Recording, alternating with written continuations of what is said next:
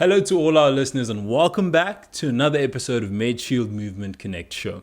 So we've got, he's a legend in the studio today, an ex-Springbok player, the CEO of the South African Rugby Legends Association, a man who honestly shouldn't need an introduction, but I'm going to because I feel like if I upset him, he might eat me. He's the biggest 40-year-old I know, Stefan Terblanche. Get ready to know what you don't know about being body brilliant. This is the Medshield Movement Connect show, where we connect the dots between fitness, health, wellness, nutrition, and of course you. Hosted by me, Dr. Fez Mkhize, and a special guest that we have every month, sharing knowledge, insights, and groundbreaking tips on how to get fitter, be stronger, and live healthier. Turn up the volume and listen close. Today you amplify. It's the Medshield Movement Connect show. Let's go. Steph, I'm so happy to have you on the show. And it's not the first time we've met each other. We did that men's health seminar where we started to break down some of the health issues that a lot of men actually were facing. But I feel like I didn't get to pry your mind. So welcome here. This is my domain and I get to pick at your mind today. Thanks, Fez. Great to be here. Always good to share a bit of knowledge. I would say it's more experience than knowledge. I studied for 4 years to become a teacher of physical education. Funny that. And then, turned to become a professional rugby player. And then been coached by the best coaches, fitness trainers, conditioners in the last 18 years of my career, and now starting to do that myself and helping younger people to experience and find the love for sport. Yeah. And I love that you say it is about the experiences that you've had, because you have had an illustrious career, and I'm talking about even the rugby side of it and the transition that you've also made. But I wanted to ask you, some people say that they go into a sport because they fit into it. So you have basketball players might be very tall. You have some Springboks who are quite beefy guys. Did you always love rugby, or did you just find that you had that constitution to be able to play at that higher level?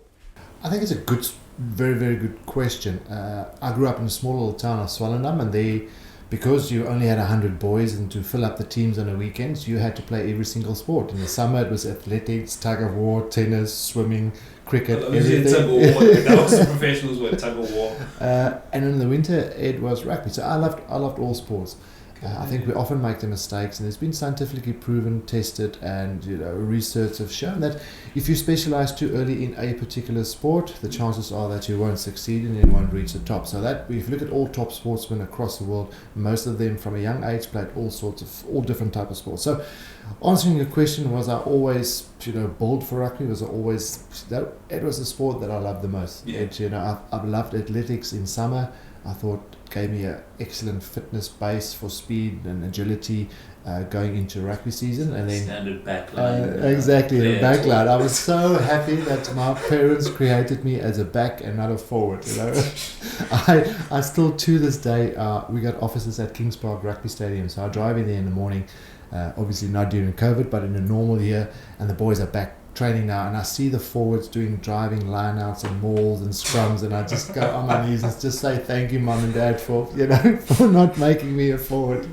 The clanging and banging, I feel like it does take its toll on the body. But as much as you were in the back line, you still did take some knocks. And in this day and age, and you would know because you keep up with the research, we know a lot more about longevity and kind of keeping the body at a peak for longer periods. But in the time you played, that research wasn't always readily available and we didn't have as much of it. But you still had such a long career, almost 15 years. What was it that you used to do that used to keep you in that peak condition to be able to play? Fez is so right. You can prepare yourself as best as possible as any sportsman, as a rugby player. In my case, always fit, always try and stay strong. But there are bumps and bruises. There are serious injuries. It's part and parcel of a professional game of rugby. I was very fortunate to, apart from a hamstring here or there, a few stitches in the head, concussion once or twice. The only thing I really had... rugby, you throw a head concussion once or twice. The only real serious injury that I had was 6 weeks. I was out for 6 weeks and I broke a little bone in my foot while I was playing for the Ospreys in Wales. As you said, research, it's changing all the time. It shows us that different areas. When we started training, fitness was a big thing, but it was long endurance running. We had to do the 3K time trial, and it would take you I don't know how long to finish that as quickly as you can. But for the forwards, it still took them half a day just to finish the 3Ks, while the backs were already showered and ready to go out. But now it's all faster. It's scientifically tested. There's GPS tracking on the players. They'll run during training, and then all of a sudden the fitness coach will just pull them off the field and say, well, you've run enough. You've done your 2.5Ks for the session plan. So, I'm all for that. It will evolve. It will change all the time. My big thing is, and people always laughed at me and they could never understand while I was playing rugby, I was always sleeping. And now it's shown. It's just, I know, always recovering. I was even recovering before I had to recover. It was always sleeping. My Diggs mate, Justin Swart, he came from Western Province, also Springbok, and played for the Sharks. He could never understand how I could sleep that much.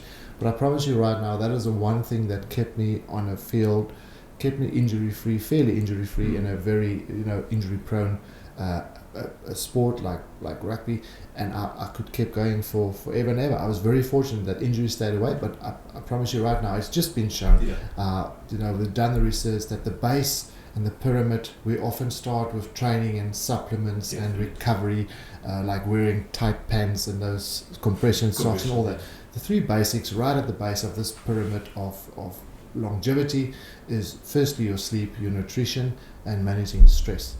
That's what you have to do. If you get that right, you can train as hard as you want. You can, recover and sit in ice baths as often and as much as you like. If you don't get the base right with your nutrition, sleep, and managing your stress, you'll never get to the top. And I was lucky, whether I was at the head of my time or was just or just a guy who liked to sleep. It was intuitive. But honestly, the sleeping kept me on the field and kept me well recovered. And I love that you talk about this from such a knowledgeable standpoint, because I can clearly tell there's this passion that you have for optimizing the human body. I've spoken to some athletes who have retired and they've kind of moved to another phase of their life, because people almost think you ride off into the sunset and it's like this movie where, okay, that's the end of the movie. And it's no, you still have many decades to live. When you were coming to that point where you're okay, this is the chapter that we're going to close, and we're still waiting on that book, by the way. We're closing this chapter. I told you, no one will believe me when I write that book. That's the title of the book, by the way. I predicted it on the show. What was that transition period like? What was your mindset? Because clearly, even sitting here today at 45, you are still in incredibly good shape. You're able to do so many things in terms of competing. What was your mentality where you're okay, this is the chapter closed? How are you transitioning in your nutrition, everything else shifting in life? And not an easy transition to make at all. You can prepare yourself as best as you can. Firstly, riding into the sunset. People often think that when you retire as a professional rugby player, you don't have to work a day in your life. There's nothing further from the truth. There are probably a few guys who will be retiring in the next 5 or 10 years. Maybe they will have enough money, if invested and if looked after well while they were playing, that could possibly do that. But in my era, certainly not. Remember, I studied 4 years for a teacher. I played a little bit of rugby for Boland, a small province in that time. Boland Cavaliers, yeah, but they weren't called the Cavaliers when I started. They were called Boland when I started. It was trained twice a week. The week before the season's about to start, you would get the local newspaper, De Burger, and you would go to the back page and see if you're in the squad for the year. The season's about to kick off in 2 weeks' time, and you haven't done a stitch of training. So this is proving that he's 45, by the way. So that was an amateur era, which was great, and I would never change a thing.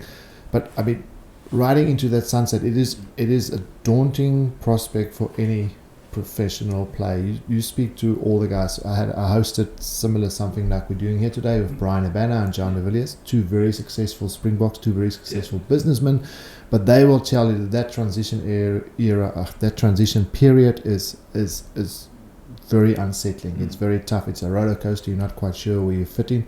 I just remember this. So for 15, 18 years I played. So say 15 of that 18 years, 14 of the 18 years was fully professional. I would wake up on a Monday morning. I would have my program for the year. I knew exactly what I'm for the week. I would know exactly on a Monday afternoon at 2 o'clock, I'm going to be having a massage. 3 o'clock, I'll be training on the field.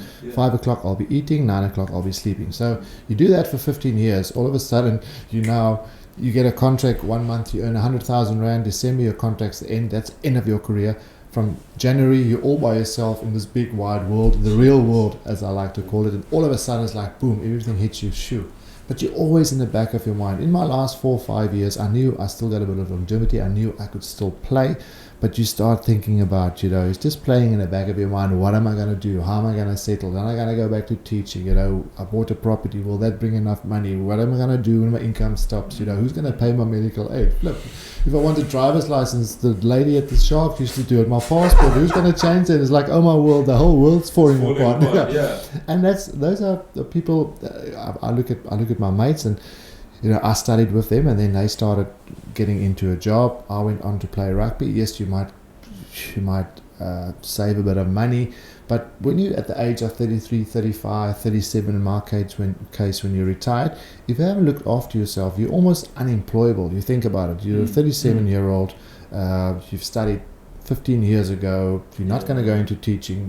You maybe, as I said, you maybe got a name as a rugby player, but that means absolutely nothing in a big business world. So that transition area is really hard. Players find it tough.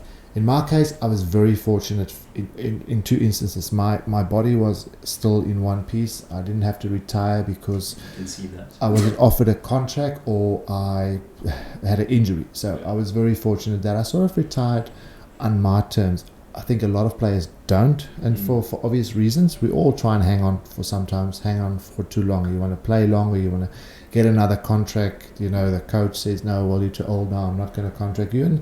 And some of the guys are bitter because, rugby means so much to them. All of a sudden you're thrown into, it's taken away from you 100%.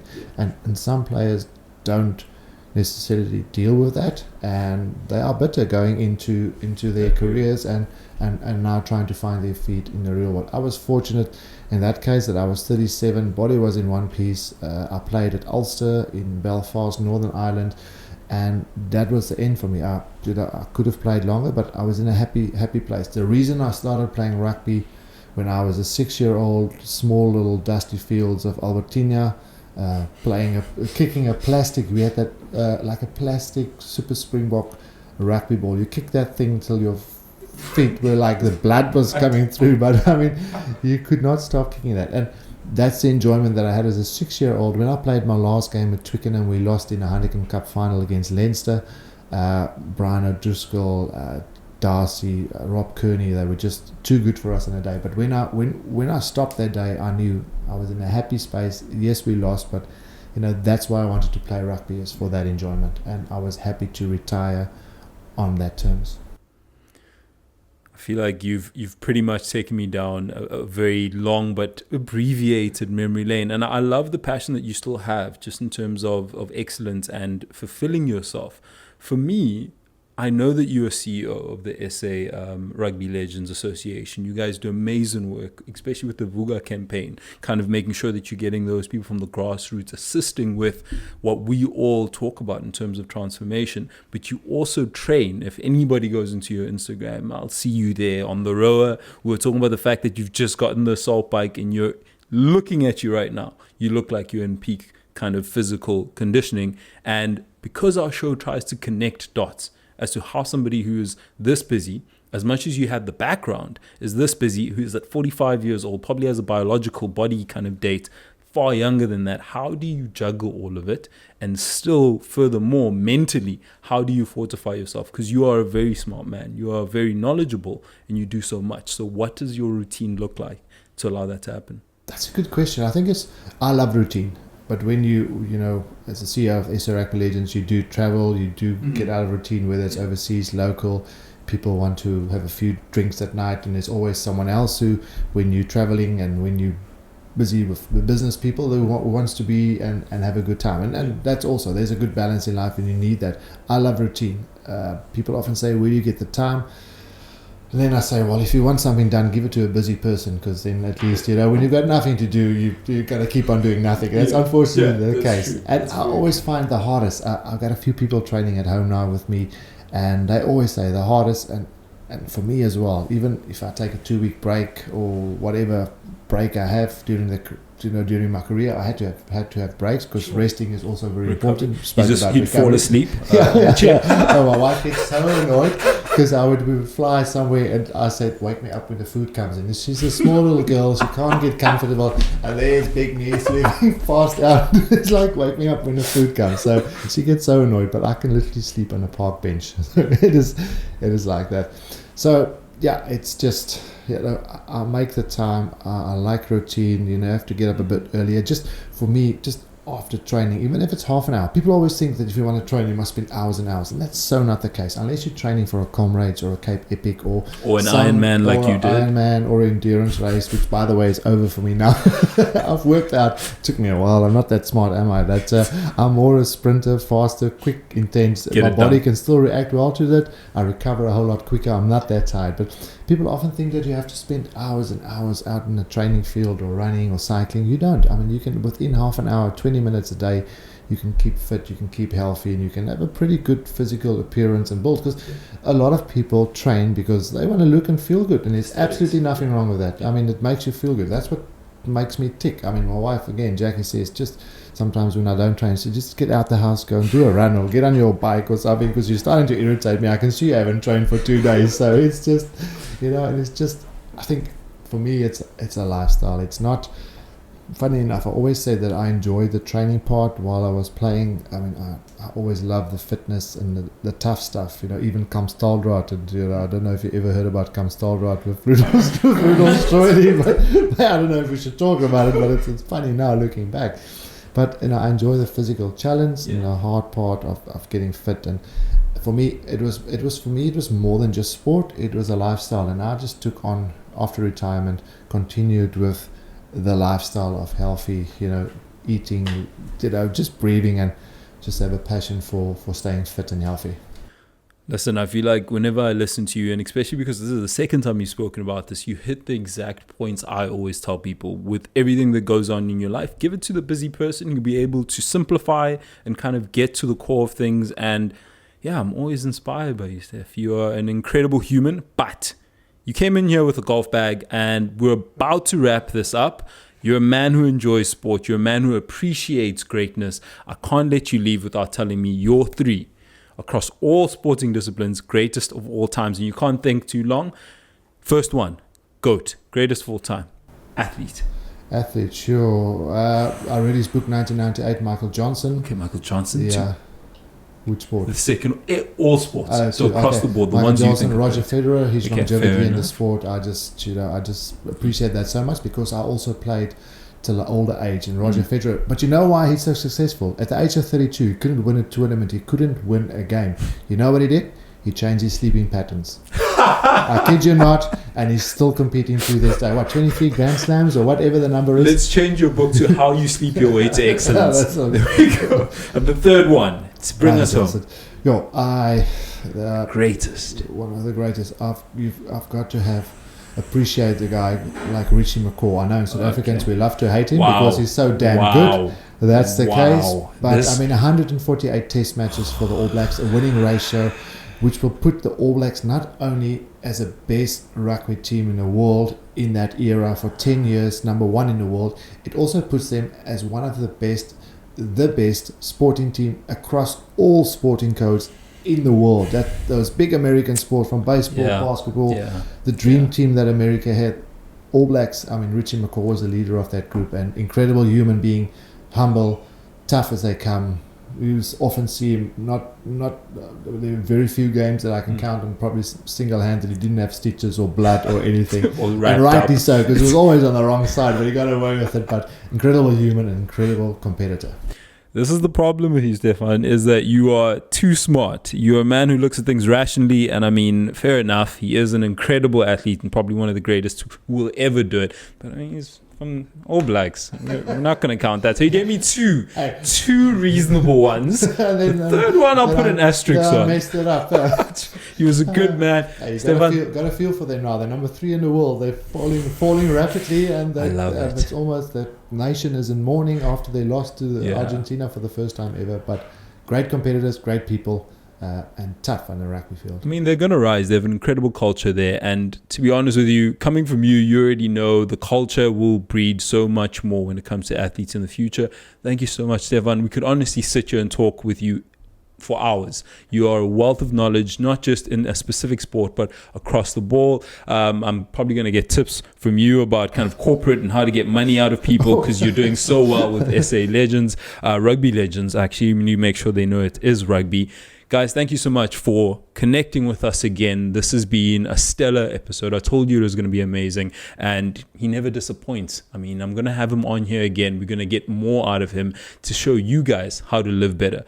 So that's it from me, Dr. Fez, and the Medshield Movement Connect show. Catch you next time.